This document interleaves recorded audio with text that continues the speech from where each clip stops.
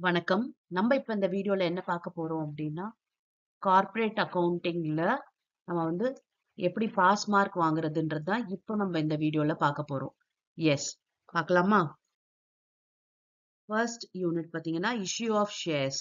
Okay. இப்ப இந்த issue of shares அப்படின்னும்போது, இதுல எத மாதிரி ப்ராப்ளம் கேட்பாங்க அப்படின்னா, ஃபார்ஃபீச்சர் அதுல வந்து 5 மார்க் ப்ராப்ளம் கேட்கறதுக்கு வாய்ப்புண்டு.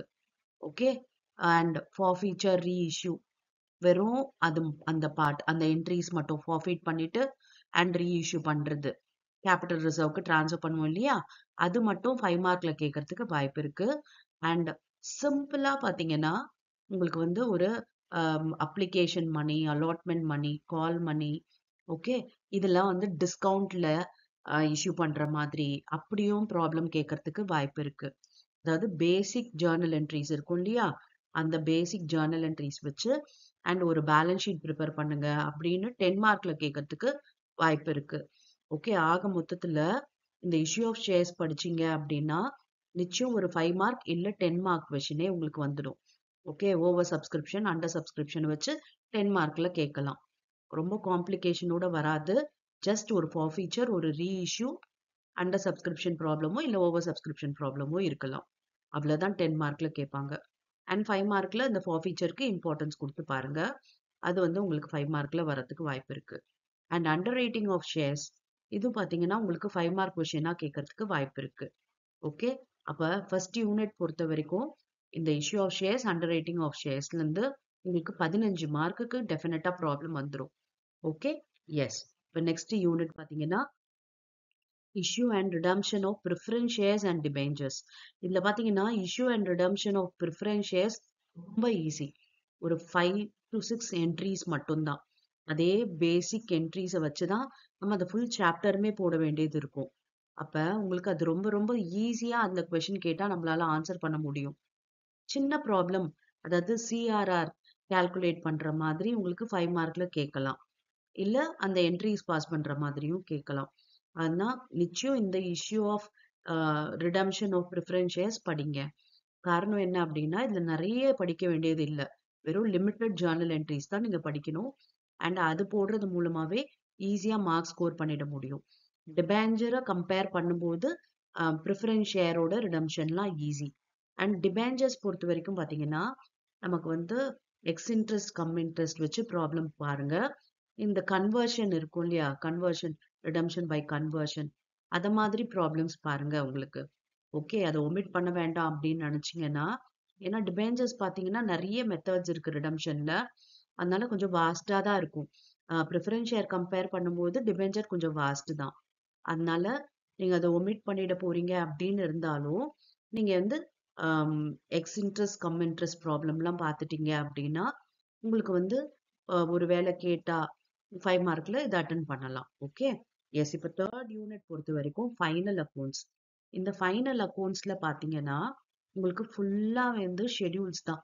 அதாவது நோட்ஸ் தான் நம்ம ப்ரிப்பேர் பண்ணணும். அந்த ஸ்ட்ரிக்ட் ஃபார்மேட்ட தான் நம்ம ஃபாலோ பண்ண போறோம். அப்டின்னும்போது, இது வந்து லாஸ்ட் சாய்ஸா இத வந்து நீங்க படிச்சுக்கங்க. ஃபார்மேட்ட படிச்சுக்கங்க. பிகாஸ் ஃபார்மேட் படிச்சு ஜஸ்ட் குடுத்துருக்க இன்ஃபர்மேஷன அந்த ஃபார்மேட்ல ஃபிட் பண்றது ஈஸியான விஷயம் தான். கஷ்டம் எதுவுமே இல்ல. ஃபார்மேட் தெரிஞ்சது அப்டின்னா, அந்த அமௌண்ட் எடுத்து அந்த ஃபார்மேட்ல போட போறோம். அவ்வளவுதான். ஆனா, இது வந்து டைம் கன்சியூமிங். மத்த சாப்டர கம்பேர் பண்ணும்போது, இது வந்து பேலன்ஸ் ஷீட்டா இருக்கட்டும், ப்ராஃபிட் அண்ட் லாஸா இருக்கட்டும், நமக்கு நெறைய வந்து நோட்ஸ் ப்ரிப்பேர் பண்ணணும். அதுக்கப்புறம் தான் அந்த டோட்டல் எடுத்து நம்ம பேலன்ஸ் ஷீட்லயோ, ப்ராஃபிட் அண்ட் லாஸ்லயோ போடுவோம். அதனால என்ன ஆகும்னா, டைம் ரொம்பவே எடுக்கும். ஓகே. அந்த ஃபார்மேட்ட எழுதி எழுதி நம்ம போடுறதுக்கு. ஆனா, இத வந்து லாஸ்ட் சாய்ஸா வச்சுக்கோங்க. உங்களுக்கு எந்த ப்ராப்ளமும் தெரியல அப்படின்ற பட்சத்துல, இந்த ஃபார்மேட் வந்து தெரிஞ்சு வச்சிருந்தீங்கன்னா, அதுல ஃபிட் பண்ணீங்க அப்படின்னாவே, உங்களுக்கு ஒரு 5 மார்க்ஸாவது வந்து கிடைச்சிடும். 10 மார்க் கொஸ்டினா இருந்ததுன்னா. ஓகே. ஆன்சரே கரெக்ட்டா இல்ல அப்படின்னாலும், ஃபார்மேட் உங்களுக்கு தெரிஞ்சிருந்ததுன்னா, உங்களுக்கு 5 மார்க் கிடைக்கிறதுக்கு வாய்ப்பு இருக்கு. அண்ட் இதுல 5 மார்க் கொஸ்டின்ல மேனேஜரியல் ரெமுனரேஷன் வந்து நெறைய கொஸ்டின் பேப்பர்ல கேட்கறதுக்கு வாய்ப்பு இருக்கு. ஓகே. அந்த மேனேஜரியல் ரெமுனரேஷன்க்கு ஒரு சின்ன ஃபார்மேட் தான். அது ஈஸியும் கூட. அந்த ஃபார்மேட்ட தெரிஞ்சுக்கிட்டீங்கன்னா, அழகா அந்த 5 மார்க்ல போட்டு, அந்த 5 மார்க்ஸ் ஸ்கோர் பண்ணிட முடியும். ஓகே. அப்ப ஃபைனல் அக்கவுண்ட்ஸ்ன்ற சாப்டர் பொறுத்தவரைக்கும், இத லாஸ்ட் சாய்ஸா வச்சுக்கோங்க. ஏன்னா இது டைம் கன்சியூமிங். ஈஸி தான் சாப்டர். பட் டைம் கன்சியூம் நிறைய பண்ணும். அதனால நம்ம இப்ப வேண்டாம் அப்படின்றத சொல்றோம். ஓகே. ஏன்னா மத்த சாப்டர்ஸ்லாம் பார்த்தீங்கன்னா, வேகமா போட்டுடலாம் உங்களுக்கு. இதுல வந்து நெறைய நோட்ஸ் நீங்க ப்ரிப்பேர் பண்ணணும். அதுக்காக சொல்றேன், லாஸ்ட் சாய்ஸா இத யூஸ் பண்ணிக்கோங்க. எதுவுமே ப்ராப்ளம் தெரியல அப்படின்ற பட்சத்துல, இந்த சாப்டர்ல இருந்து நீங்க போடலாம். அடுத்து 4த் யூனிட் பார்த்தீங்கன்னா, நிச்சயம் உங்களுக்கு 15 மார்க் இந்த சாப்டர்ல இருந்து வரும். அது வேல்யூவேஷன் ஆஃப் குட்வில்லா இருக்கட்டும், வேல்யூவேஷன் ஆஃப் ஷேர்ஸா இருக்கட்டும். இது 2த்துலயுமே பார்த்தீங்கன்னா, உங்களுக்கு ப்ராப்ளம் வரும். 5 மார்க்ல ரொம்பவே ஈஸியா குட்வில்ல பார்த்தீங்கன்னா, ஜஸ்ட் இந்த குட்வில் கால்குலேஷன் தான். ஆவரேஜ் ப்ராஃபிட் மெத்தட் இல்ல சூப்பர் ப்ராஃபிட் மெத்தட்ல அத மாதிரி தான் உங்களுக்கு 5 மார்க்ல கேட்பாங்க. அண்ட் ஷேர்ஸ் அப்படின்னும்போது இன்ட்ரின்சிக் வேல்யூ, அப்புறம் ஈல்டு மெத்தட், அப்புறம் ஃபேர் வேல்யூ மெத்தட். இந்த 3 மெத்தடும் சேர்த்து 10 மார்க்ல கேட்கிற மாதிரி இருக்கும். ஆனா அதுவுமே ஈஸி தான். ஓகே. அப்ப எல்லாருமே இந்த கார்ப்பரேட்ல பாஸ் பண்ணணும் அப்படின்னு நினைச்சீங்கன்னா, ஃபர்ஸ்ட் இந்த valuation of goodwill and shares இந்த சாப்டர படிக்கணும். ஓகே. இதுல ஃபர்ஸ்ட் யூனிட் பாத்தீங்கன்னா, நீங்க 12th படிச்சதே தான். இஷ்யூ ஆஃப் ஷேர்ஸ்ன்றது 12th நீங்க படிச்சது தான். ஓகேவா? அதனால இந்த கார்ப்பரேட்ல வந்து அ ரொம்ப கஷ்டம் அப்படின்னு சொல்லுவாங்க. பட் ரொம்ப ஈஸி தான் இதுல. அண்டர்ஸ்டாண்ட் பண்ணிட்டோம் அப்படின்னா, ஈஸியாவே இதுல நம்ம பாஸ் பண்ணி நல்ல மார்க்கே ஸ்கோர் பண்ண முடியும். ஓகே.